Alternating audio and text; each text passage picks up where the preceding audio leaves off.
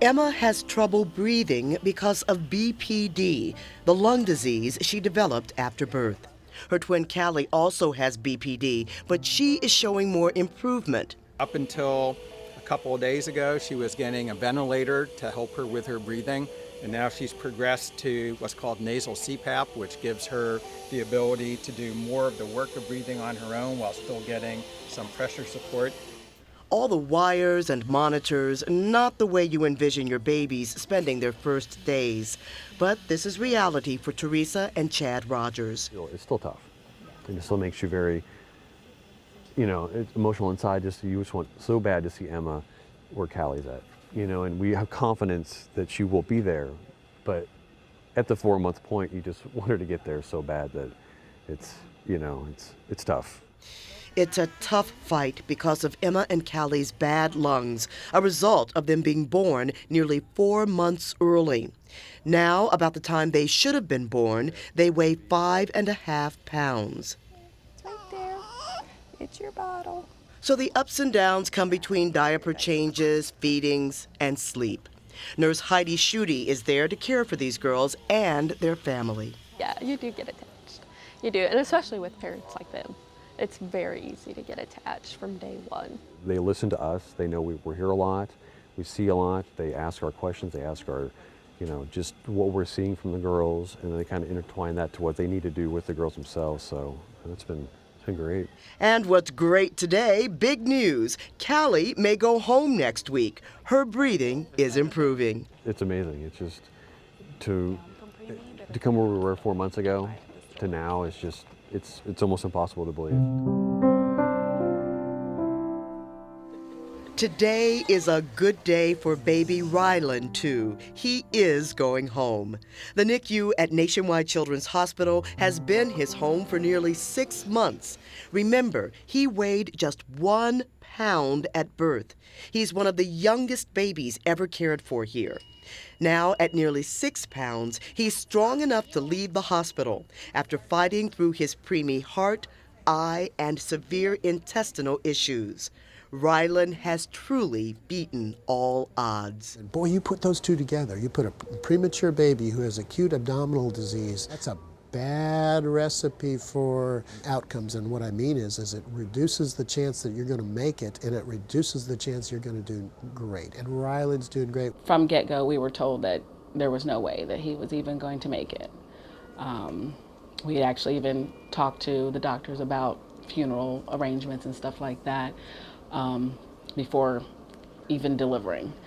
And since then, since we've been here, they have just bent over backwards, making sure that he's been okay, making sure that us as a family has been okay. If we weren't here at Children's, he wouldn't have survived. Everyone celebrates Rylan's milestone event. He's going home. It was magic. We got to know a lot of the staff and great people, and it just felt so good that everyone was rooting for him and pulling for him. It was almost more than just doing their job. It was like, yeah, he's going home, and it was a real rah-rah moment. The rah-rah moments continue at home. Rylan is working on rolling over and crawling. Rylan is supposed to be right here. He was meant to be here. He's Against all odds. Yeah. He had some hills to climb, but he is supposed to be here.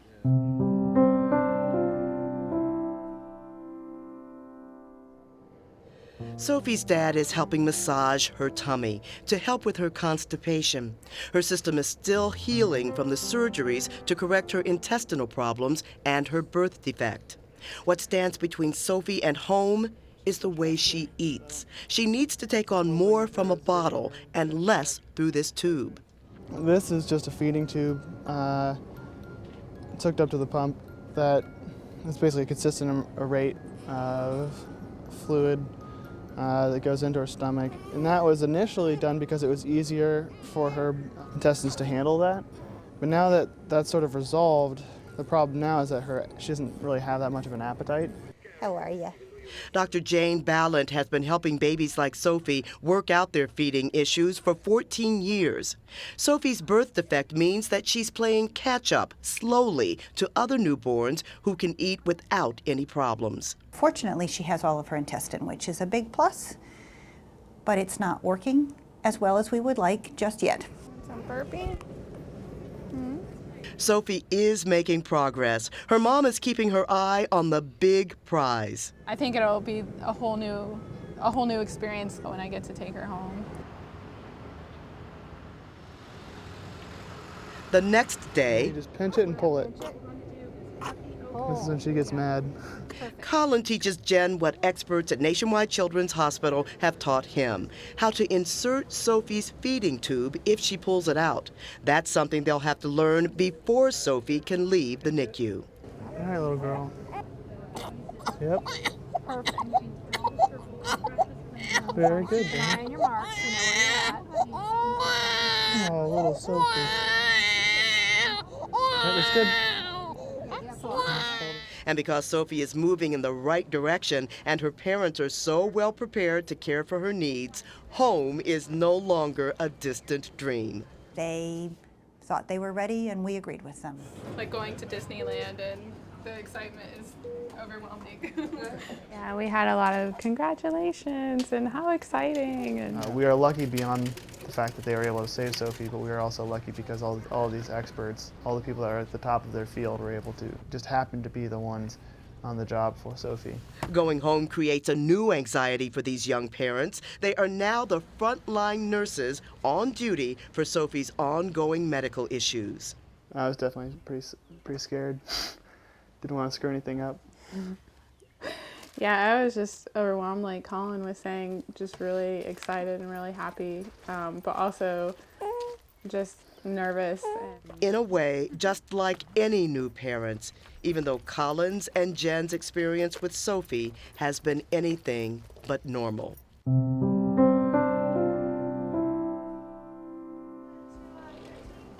Levi is being wheeled down for a test to determine if his surgery to repair two connections between his esophagus and his trachea, was successful.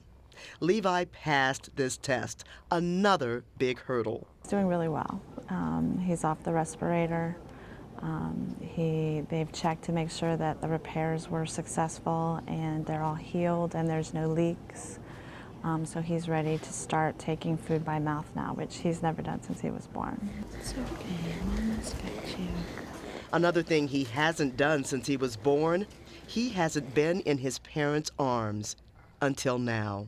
We got to hold him today. I hadn't held him in 2 weeks. Today, it was just amazing. It was the best thing ever. It's fun for Nurse Kathy Heron to see the progress Levi is making. Well, I really enjoy, being able to be involved with the families, and especially, families like them that can come in, frequently, and they ask lots of questions, and so whenever we say, well, this is what we're going to do next, they know exactly what we're talking about. Levi has an advantage compared to a lot of other babies in the NICU. Fortunately for Levi, he is in the best group of babies because he has no other birth defects. He's a full-term, vigorous, healthy baby.